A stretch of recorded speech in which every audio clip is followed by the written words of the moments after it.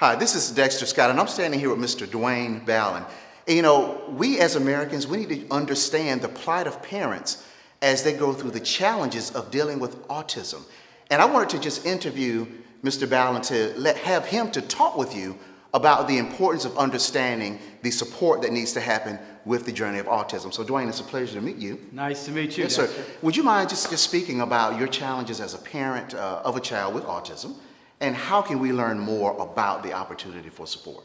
Well, first of all, my son Julian is 21 years of age now, and he was diagnosed at age 4 with autism. He's on the higher end of the spectrum, and we knew early on that he wasn't hitting certain developmental markers that other kids his age hit. So we were concerned, and a friend suggested we have him checked out. She didn't say autism at the time. She's a physician. She was thinking it, so we had him diagnosed, and sure enough, he was diagnosed. So we started with occupational and speech therapy and put in place as many support systems as we could for him.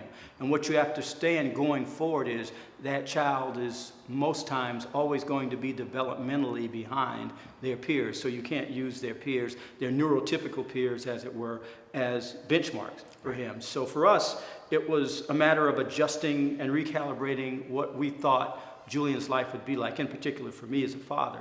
And because he was our firstborn, we do have a neurotypical son who's 2 years his junior. So for us, it had to crystallize that it was about Julian and the support systems he needed and what he needed. And it was really different because it's not at all what you think it's going to be, because the saying is, if you've met one person with autism, well, you've met one person with autism. And that's pretty much it. Our son has an interest in Disney animated movies. Pretty much his world revolves around Disney animated movies and all things Disney. I left the house this morning. He's 21 years of age. He was watching Beauty and the Beast, and he was looking at an animal cam on his computer because he likes animals also. So his whole world is that. So that's how he relates to the world, and that's his focus. And he's a good artist, and he can draw. So he likes to draw. So as he has developed, we now are looking at ways for him to take advantage of his abilities, which are his artistic abilities and his amazing knowledge of all things Disney and Disney animated movies. So what we're trying to do now is figure out a way to let him do what he does best, that he has an innate passion for, and that it'll help him feel better about himself too. He can be very productive and feel he's contributing. So we're trying to figure out different ways for that. So that's where we are right now. Okay. Now, I understand that you wrote a book, The Journey for Julian. Can you tell us a little bit about that? Right. The book has been out for about 1.5 years now, called Journey with Julian. Yes. You can pick it up on Amazon. Simon & Schuster. It came out of a friend suggested that I start writing a blog. I do a lot of speaking around the country, and I had people come up to me and ask me, could they buy my book? I said, well, I don't have a book.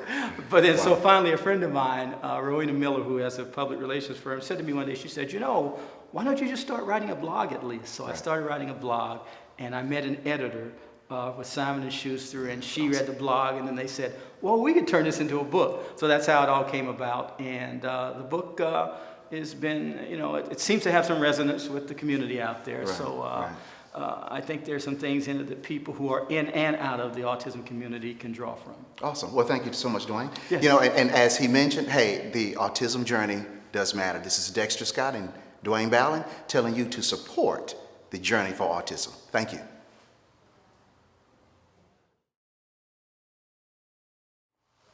Hi, this is Dexter Scott, and I'm standing here with Miss Tori Nicole Smith. And, you know, we are talking about the autism journey. It's a journey that matters. And we recognize that there are parents out there that are dealing with children of autism that have special needs, and they need to be taken care of. And we know that Miss Tori Nicole Smith has a son that has the challenges of autism. And what we want to do is dive into just asking the question of Mrs. Smith, what do the daily challenges look like with a child that has autism? Well, thank you so much, Dexter. Yes. I'll tell you, my son Bryce is 9 years old, and he's actually a twin. And so for us, the journey began with we were blessed to have a twin because we had someone to use as a benchmark. So whatever his sister did, who was typically developing, he usually did not too long after that. And so at one point, they were no longer compatible when it came to development. And so that's when we noticed that something must be wrong. Right. And so we took him to a doctor, we took him to some specialists, and he was diagnosed around 2 years old. with autism, and it was like someone had gut punched me because I had no idea what autism was. I had no concept of what we were supposed to do next. And so you begin this journey that takes you through all these tests and these what could I have done and what should I have done. And next thing you know, you just say, this is what I have, let me work with it. Someone said once that children with autism have a disability, but they have 1,000,000 abilities. And my son does have 1,000,000 abilities.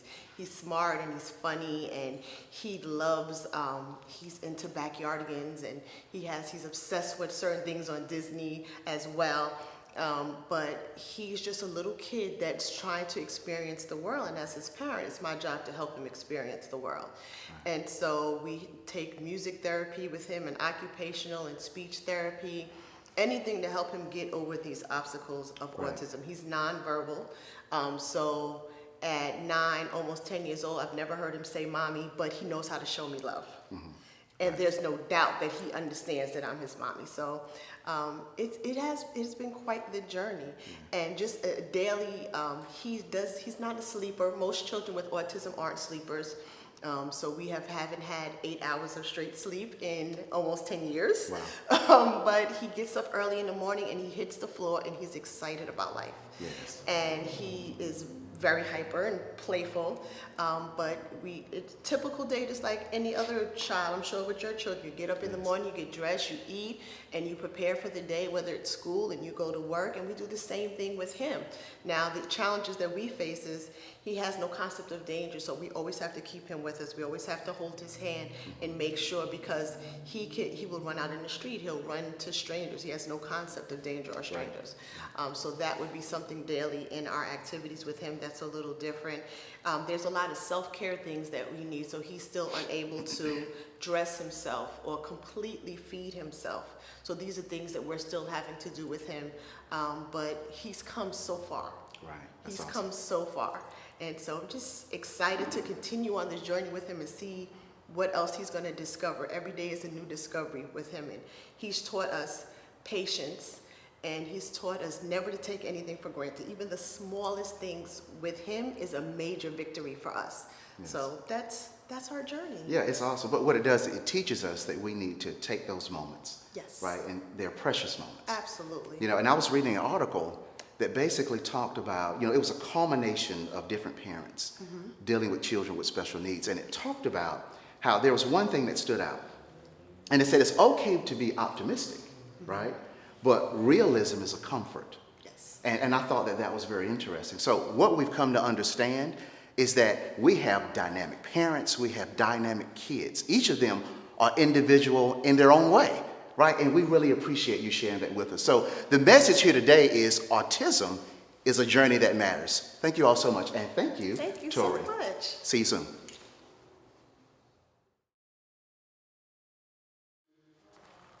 Hi, this is Dexter Scott, and I'm standing here with Mrs. Tori Nicole Smith and Mr. Dwayne Ballard, and what we're talking about is autism, a journey that matters. And what we wanted to do was just to get them to share with you why autism and the challenges of autism, the support of autism is so important. So we're going to start here with Ms. Tori Nicole Smith, and you can just share why it's so important to support autism. And then tell us your journey with your son, Bryce. I believe he's 9 years old, correct? Yes, he is. Can you just tell us that journey? Because I know that it's a journey, and you have a son that's much older. 21. So, right, so we're just going to deal with the journey of autism, and we're going to tell you what it looks like. So go ahead, Tori. So I would say at the beginning of this journey, which is where I am, it's extremely challenging. If you're not in the world of autism prior to, you have no idea what it means in terms of your child's development and how it's going to affect your family. And so the biggest challenge that we faced was just learning what autism was and what that meant for Bryce. Because like you said, that if you met one child with autism, you've only met one person with autism. They're all so different. And so what are the resources that are available to help him get over what he needs to get over? What are the resources for myself and for his sister as a sibling? There's so many things that come into play. And so now that we're at the beginning of this journey, that's what we're looking to. How can I make Bryce's world a better place? How can I make it so that it is easier for him to continue on his journey of discovery as he continues on, because he's 9, he'll be 10 in November. What's next for him? What happens for him when he hits his teenage years, or when he gets to, in his 20s and beyond? And so laying that foundation, I think the beginning of the journey is so important, to lay that foundation so that they can move forward in life. Right, awesome. So Dwayne, tell us your experience of having an older child now. Well, by way of background, let me just tell you quickly, as you said, it's really different, because understand that I have 2 sons. Julian is the eldest. And when he was born, I had these grand ideas about what my son was going to be. They talk about how Joe Kennedy had this plan where all of his sons, Joe, Jack, Bobby, and Teddy, were all going to be president. Well, my plans exceeded that.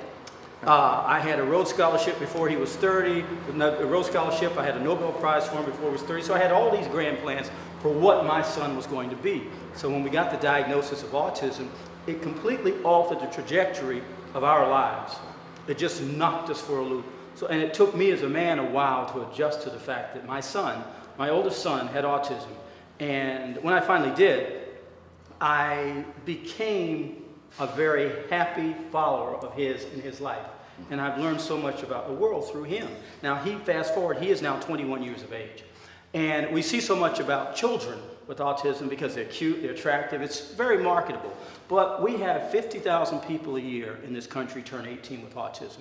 And they all are not on the more severe end of the spectrum, meaning that they don't need to be institutionalized. There are a lot of people young people like Julian, who have abilities. My son happens to be able to draw incredibly well, animated figures. So how do we as a society figure out how to incorporate them into our society? It's a two-way street because they can contribute, but we have to be willing to do that. So we need to call upon the business community, the civic community. And I've done speaking around the country, and I do know that businesses are beginning to look at this. Right. And I'm involved in an initiative at the University of North Carolina with some business people in their business school and CIDD, it's the Center for Developmental Disabilities at North Carolina, about looking at this very issue.